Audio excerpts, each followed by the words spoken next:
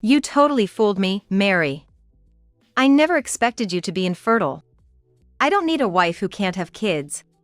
So, I'm gonna remarry a new wife. This is what my husband Sean suddenly blurted out as he took me to his parents' house over the weekend.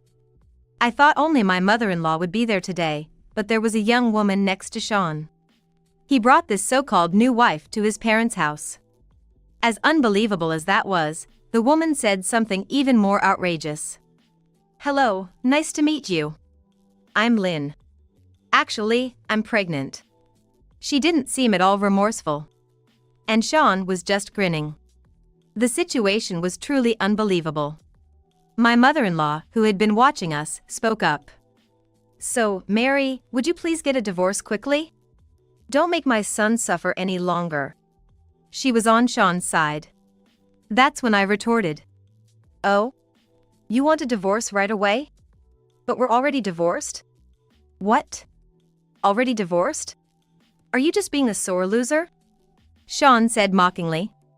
But this wasn't about being a sore loser. I already knew everything. And that Sean had overlooked something critical. I had to make him regret it for the rest of his life.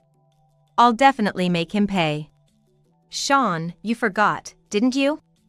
Every time I showed a hint of defiance, you threatened me with divorce papers, saying if I didn't obey, it's over. I reflected on that. A good wife wouldn't go against her husband's wishes. So, as you wanted, I consulted with a lawyer about the divorce process the other day. Your part was already filled out on the paper, so it's in process. What? When did you do that? You were always indecisive and under my thumb. Sean stammered, biting his nails. That was a habit he had when anxious, dating back to when we were dating.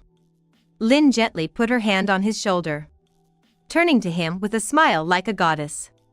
Suddenly, Sean's face brightened, and he leaned back towards me. Well, you finally did something right. Now I don't have to bother going out to file them. This makes me officially single. I'll remarry Lynn right away. Lynn's eyes welled up, and she blinked excitedly. I almost laughed through my nose at that. Then my mother-in-law stepped forward, arms crossed, and snorted. For someone who can't have kids and is useless, you did something right. So, can you pack your stuff and leave? I always thought you were out of Sean's league. He's an elite worker at a well-known large company. Someone plain and mediocre like you is no match for him, like comparing chalk and cheese.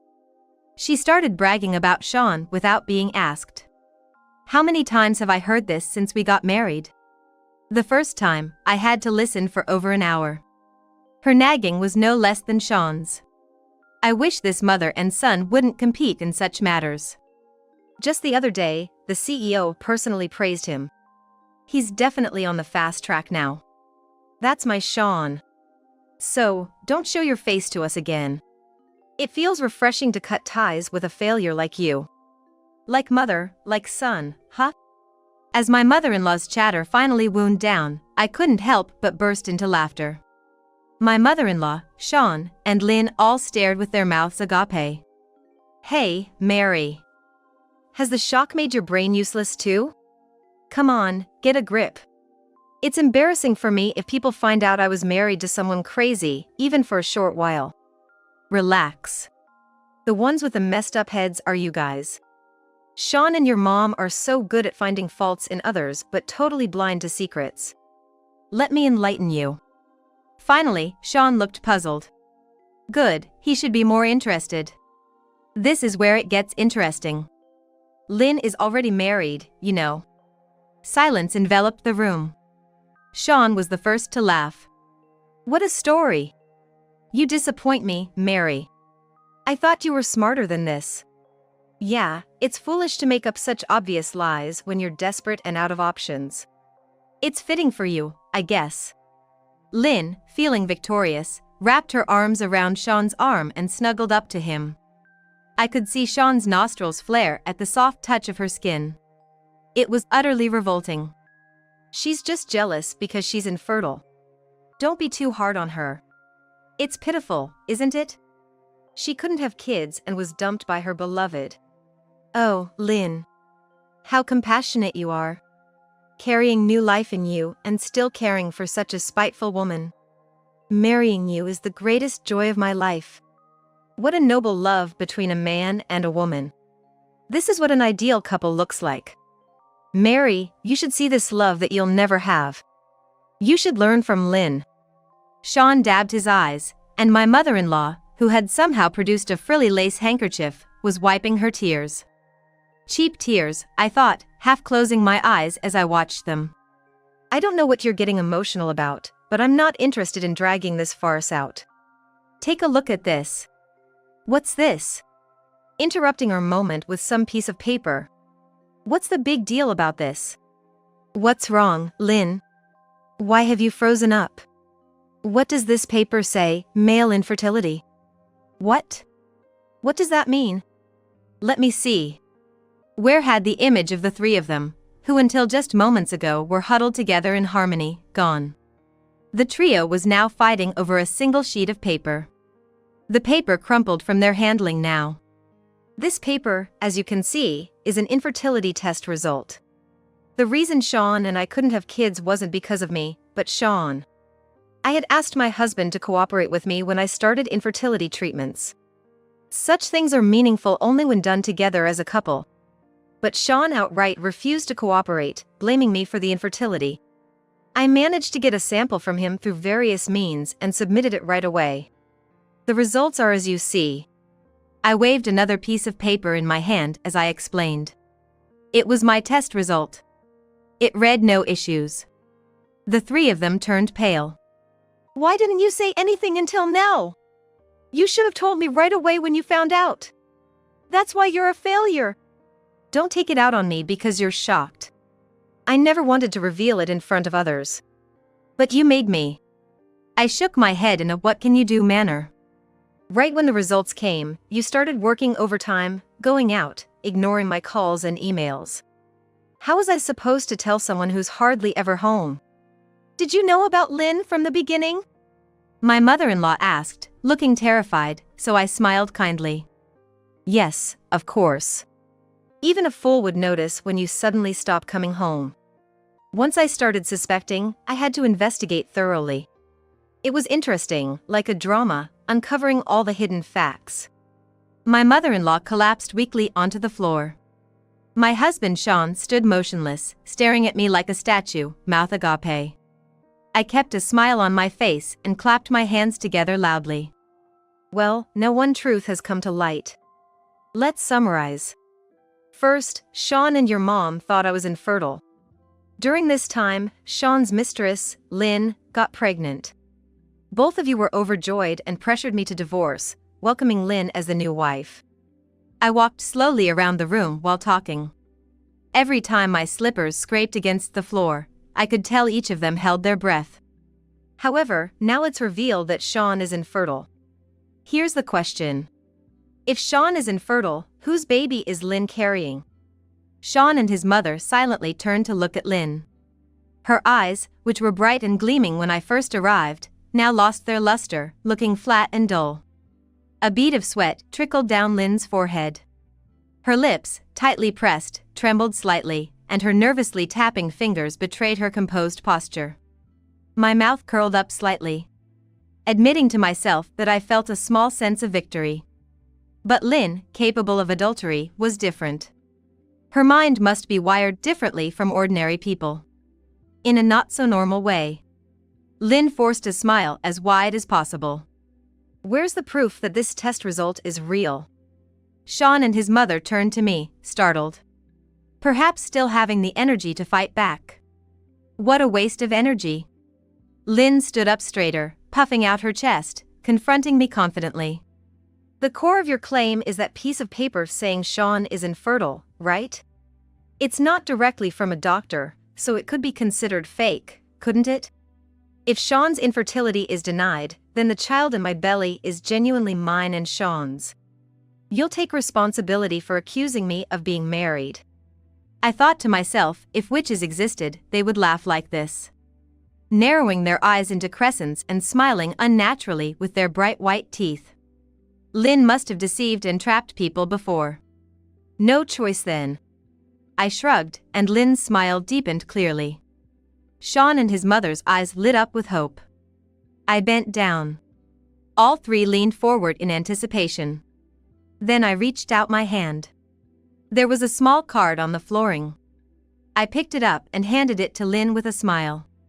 It must have fallen out when I walked around the room.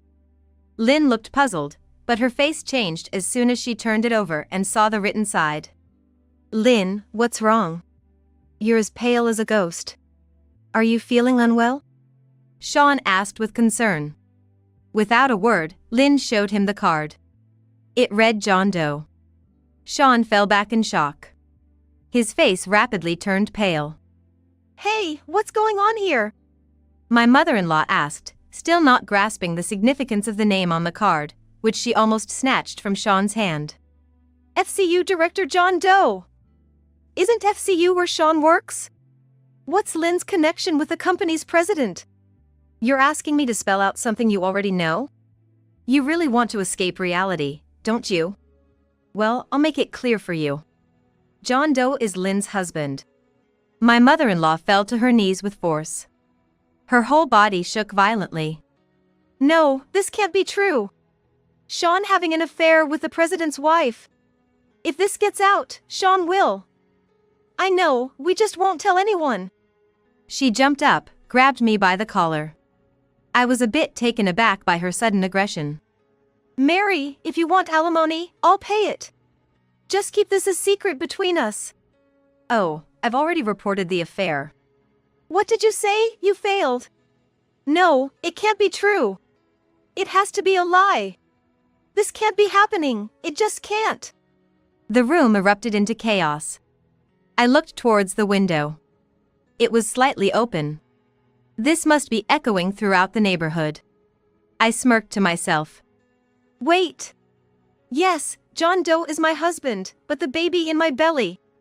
Lynn was still trying to cover her lies, even now. Her face was covered in sweat, her makeup a mess. I cut her off mid-sentence, closing off her last escape route. It's Mr. Doe's child, right? No mistake about it. It's been confirmed with Mr. Doe's cooperation. How did you do it? I don't remember anything. Didn't Mr. Doe ask you to give a blood sample? He did say something about checking my health just to be safe. Lynn looked confused. The radiant impression she had when she first entered was gone, and she seemed to have aged 10 years in just a short time. Nowadays, they can do prenatal paternity tests with the mother's blood and the father's buccal cells. With these, paternity can be confirmed before birth. No way! You prepared all that! Finally, Lynn collapsed to the floor. Her neatly combed hair was now disheveled. The three of them were in a state of shock, finally grasping the situation. I stood with my hands on my hips, breathing out in satisfaction. Then Sean started mumbling something. I couldn't make out the words, but his expression wasn't good. I braced myself, ready for battle, as Sean suddenly looked up and yelled. Are you kidding me? After whispering sweet nothings, it was all lies? What were you thinking, having an affair with someone from your spouse's company? You're so outrageous. My husband Sean wasn't berating me, but Lynn instead. Lynn, who had been sitting powerlessly, suddenly regained her vigor. Ever heard the saying, no rose without a thorn? You got a taste of something sweet and took it seriously, silly you. Lynn retorted with a dismissive tone. Sean's frown deepened. Oh, are you angry? You've got such high pride for nothing. That's why you're so easy to handle. You never thought you were just being played with, obediently doing as told, just like a pet. What did you say? Who do you think you're talking to? Lynn finally stood up, advancing to within inches of Sean's face. His slight retreat betrayed the intensity of her gaze. Listen, it's because of your failure that our affair was exposed. Who are you glaring at? I'm the wife of the president, you know? My sublime pleasure was ruined by a foolish employee like you, and I'm very angry. Sean took a few steps back and forced a dry smile. So, that's your true nature. I see it now. He walked past Lynn and stood in front of me, then suddenly grabbed my hand. Mary, I've finally seen the light. It was a detour, but I've found true love. You're the only one for me." Suddenly, his lips were hurtling towards mine at an alarming speed. Instinctively feeling terror, I narrowly dodged. Without hesitation, I kicked him in the groin and backed away to the corner of the room. My back was instantly soaked with sweat. Sean groaned in pain but kept calling my name. My mother-in-law, hearing the words true love, sparkled with excitement, fervently defending Sean's plea for reconciliation. "Sean, realizing your true feelings is admirable. Just one more push, Mary. There's no man more elite and wonderful than Sean." I reached my limit. I turned to my mother-in-law, who was sending an adoring gaze at her son. "You both said it earlier. A person who can't have children is useless, right? I don't think that way, but by that definition, Sean is useless, isn't he?" Her sparkling eyes dimmed instantly. She awkwardly lowered her gaze and shrunk in on herself. That should stop her fanciful talk. As for Sean, he was frozen solid. Probably the first time anyone's ever called him useless. He must have always been praised by everyone, especially adults, for being capable. But that's not enough. It's about how and where you apply those skills. It depends on one's morals. It seems Sean lacked those from the start. I looked at him one last time, making sure to keep a safe distance. "You were scolding Lynn for deceiving you, but you deceived me too, so you're not in a position to complain. What goes around comes around." My icy gaze brought Sean back to reality. He reached out his hand desperately, still in pain, but I had no intention of taking it. It was too late for everything.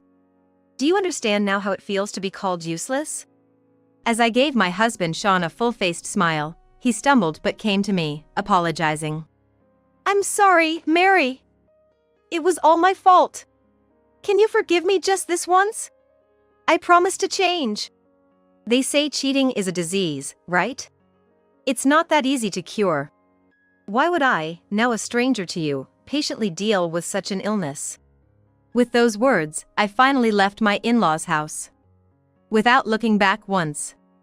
Afterward, Sean faced demands for compensation from both me and the company president and was fired from his job for ethical reasons.